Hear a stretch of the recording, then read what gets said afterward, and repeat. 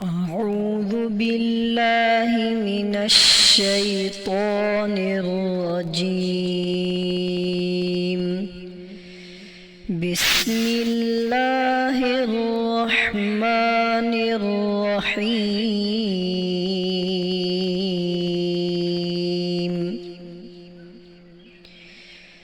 أرأيت الذي يكذب بالدين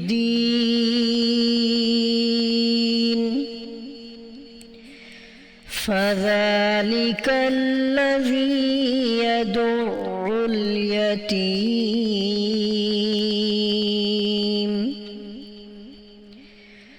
ولا يحض على طعام المسكين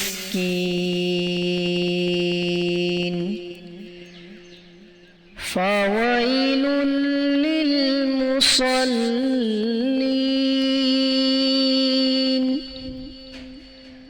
الذين هم عن صلاتهم ساهون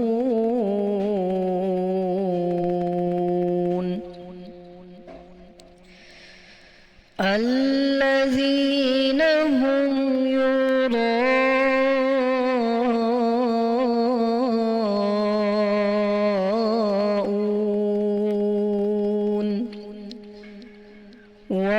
ويمنعون الماعون.